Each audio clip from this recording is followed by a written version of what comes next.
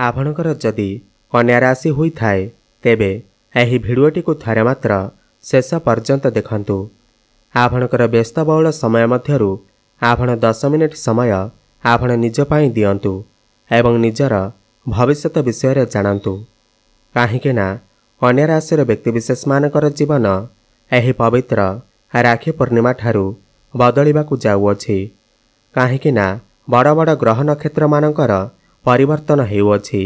सबुठारु बड़ कथा एहा अटे कि देवगुरु बृहस्पतिंकर नक्षत्र परिवर्तन हेउअछि। पुनर्वसु नक्षत्र रे प्रवेश करुछंती। एहा सहित सूर्य मध्य राशि परिवर्तन करुछंती एवं मंगल मध्य राशि परिवर्तन करुछंती, जाहा फलरे आपणकर भाग्य रे गोटे बड़ परिवर्तन हेबाकु जाउअछि। तेबे आसंतु आपणकर जीवन रे चलिथिबा समस्त दुख कष्ट एवं समस्यार अंत हेबाकु जाउअछि एवं पुणी थरे खुशी फेरिबाकु जाउअछि। देखंतु बुध शुक्र एवं सूर्यंकर राशि परिवर्तन हेउअछि एवं मंगल मध्य राशि परिवर्तन करुछंती एवं बृहस्पति मध्य नक्षत्र परिवर्तन करुछंती, जाहा द्वारा आपणकर जीवन रे किछि बड़ हेबाकु जाउअछि। आपणक जीवन रे चलिथिबा समस्त दुख कष्टर अंत हेबाकु जाउअछि। एही राखी पूर्णिमा ठारू पुनर्बार आपणकर जीवन रे खुशी फेरिबाकु जाउअछि। तेबे आसंतु जानिबा एही राखी पूर्णिमा ठारू आपणकर जीवन रे कौन सबु बड़ परिवर्तन हेबार अछि।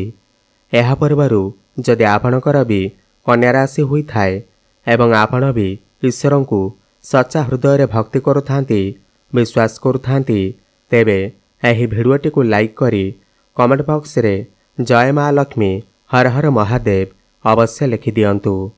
आपण माने मो सहित एकमत हेबे आपणकर पूर्वरु स्वास्थ्य जनित समस्या लागि रहिथिला, धन जनित समस्या देखा देउथिला, आर्थिक समस्या देखा देउथिला। आपण ऋण नैथिले किंतु ऋण को सुझी पारु नथिले। आपणकर समस्त कार्य अटकी रहुथिला। आपण जो भी कार्य रे हाथ देउथिले सेथिरे आपणकु सफलता मिली पारु नथिला। ऋणर भार आपणकर ऊपर एते बढ़ी जाइथिला कि आपण चिंताग्रस्त थिले। आपणकर गृह परिवार रे खुशीर वातावरण नथिला। शिक्षा क्षेत्र रे समस्या देखा देउथिला। आपणकर अननेसेसरी खर्च हेउथिला। समाज रे आपणकर मान सम्मान नथिला। आपणकु चाकरीटीए प्राप्ति होई पारु नथिला। संतान संतति पाई आपण चिंतित थिले। आपणकर व्यापार वाणिज्य रे लॉस हेउथिला। प्रेम जीवन रे मध्य समस्या देखा देउथिला।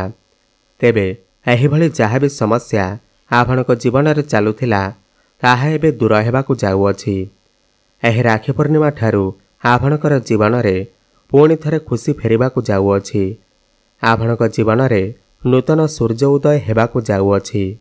देखंतु गुरुंकर नक्षत्र परिवर्तन हेउअछि एवं शुक्र जे कि आपणकर भाग्यर अधिपति से आपणकर केंद्र रे आपणकर दशम भाव रे विराजमान अछंती।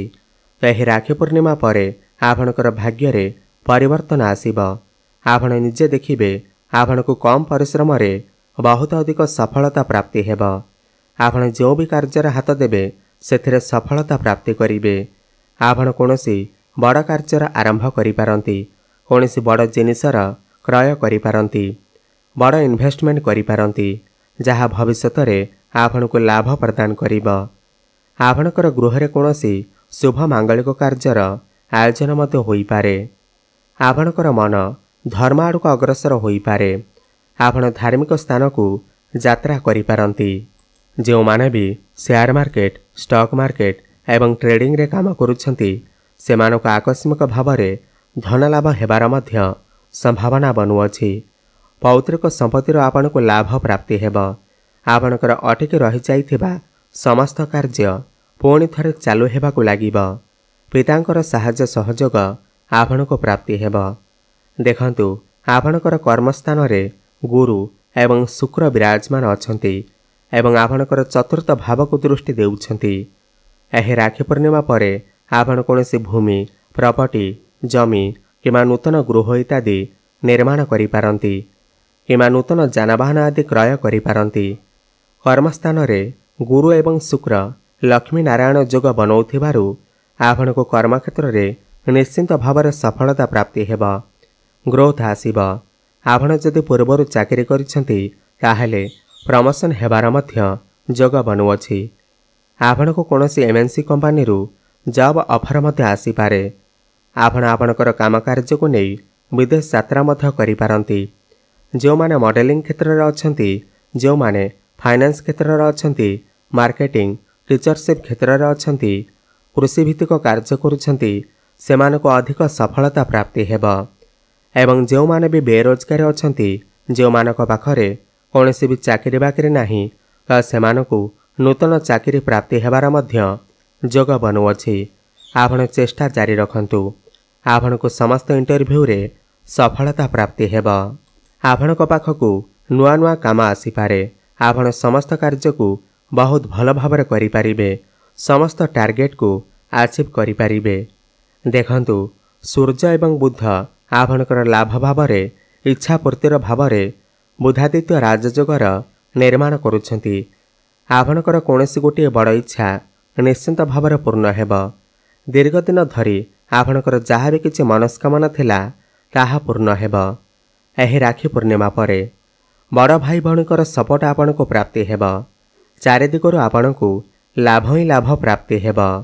ଦେଖନ୍ତୁ, ଆପଣଙ୍କର ପଞ୍ଚମ ଭାବର ଅଧିପତି ଶନି ଆପଣଙ୍କର କେନ୍ଦ୍ରରେ ଶଶ ନାମକ ରାଜଯୋଗର ନିର୍ମାଣ କରୁଛନ୍ତି। ପଞ୍ଚମ ଭାବ ଆପଣଙ୍କର ପ୍ରେମ ଜୀବନ ଏବଂ ଶିକ୍ଷା କ୍ଷେତ୍ରର ଭାବ ହୋଇଥାଏ। ଏହି ରାକ୍ଷୀ ପୂର୍ଣ୍ଣିମା ପରେ ଆପଣଙ୍କୁ ଆପଣଙ୍କର ପ୍ରେମ ଜୀବନରେ ସଫଳତା ପ୍ରାପ୍ତି ହେବ। ଯେଉଁମାନଙ୍କର କଥାବାର୍ତ୍ତା ବନ୍ଦ ହୋଇଯାଇଥିଲା, ବ୍ରେକଅପ୍ ଆଦି ହୋଇଯାଇଥିଲା, ସେମାନଙ୍କର ପୁଣି ଥରେ କଥାବାର୍ତ୍ତା ହୋଇପାରେ। ପ୍ୟାଚଅପ୍ ହେବାର ମଧ୍ୟ ସମ୍ଭାବନା ବନୁଅଛି। ଏବଂ ଯେଉଁମାନେ ବି ସିଙ୍ଗିଲ୍ ଅଛନ୍ତି, ସେମାନଙ୍କୁ ନୂତନ ପାର୍ଟନର ମଧ୍ୟ ମିଳିପାରନ୍ତି।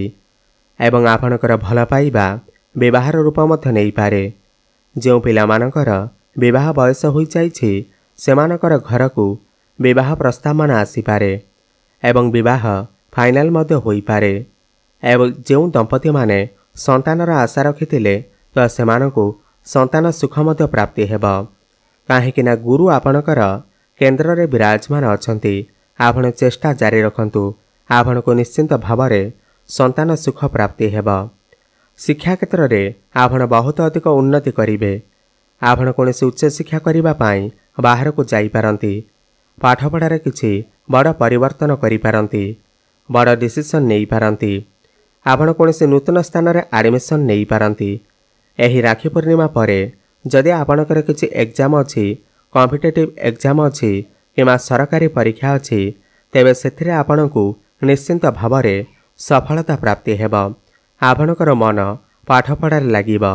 ଆପଣ ନିଜେ ଦେଖିବେ, ଏହି ରାକ୍ଷୀ ପୂର୍ଣ୍ଣିମା ପରେ ଆପଣ ପାଠପଢ଼ାରେ ବହୁତ ଅଧିକ ଉନ୍ନତି କରିବେ। ଦେଖନ୍ତୁ, ମଙ୍ଗଳ ଆପଣଙ୍କର ଲଗ୍ନରେ ବିରାଜମାନ ଅଛନ୍ତି ଏବଂ ବୁଧ ଆପଣଙ୍କର ଲାଭ ସ୍ଥାନରେ ଅଛନ୍ତି। ତ ପୂର୍ବରୁ ଆପଣଙ୍କର ଯଦି କିଛି ସ୍ୱାସ୍ଥ୍ୟଗତ ସମସ୍ୟା ଲାଗୁ ରହୁଥିଲା, ତାହା ଦୂର ହୋଇଯିବ। ଆପଣ ସ୍ୱାସ୍ଥ୍ୟବାନ ଅନୁଭବ କରିବେ। ଗୁରୁ ଏବଂ ଶୁକ୍ର ଚତୁର୍ଥ ଭାବକୁ ଦୃଷ୍ଟି ଦେଉଥିବାରୁ ଆପଣଙ୍କର ମାଙ୍କର ସ୍ୱାସ୍ଥ୍ୟରେ ଯଦି କିଛି ସମସ୍ୟା ଥିଲା, ତାହା ମଧ୍ୟ ଦୂର ହୋଇଯିବ। ମାଙ୍କ ସହିତ ଆପଣଙ୍କର ସମ୍ପର୍କ ବହୁତ ଭଲ ରହିବ।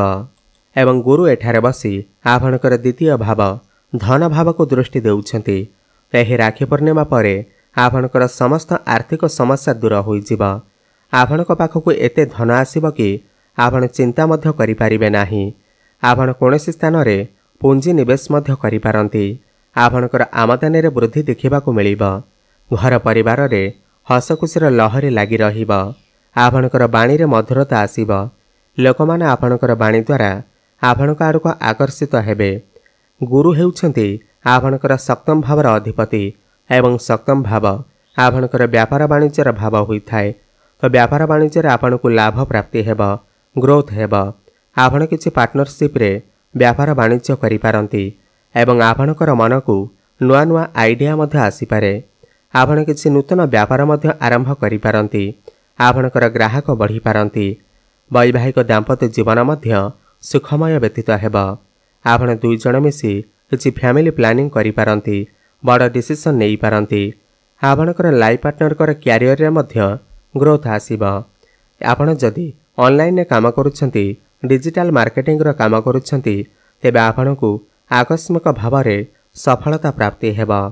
तेबे मोटामोटी देखा गले यह राखी पूर्णिमा पर कन्या राशि व्यक्तिविशेष माने समस्त क्षेत्र में उन्नति करने को जाउछंती।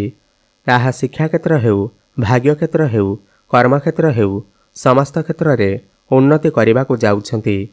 अधिक शुभफल प्राप्ति करने पाई आपण प्रत्येक दिन प्रभु गणेशंकर आराधना करंतु एवं बुधवार दिन गोमाता को सबुज चारा खाइबाकू दियंतु एवं प्रत्येक दिन हनुमान चालीसार पाठ करंतु एवं सूर्य को जलार्घ्य अर्पण करंतु। शुभफल प्राप्ति हेबा सहित आपणकर भाग्य रे उन्नति आसीबा। धन्यवाद।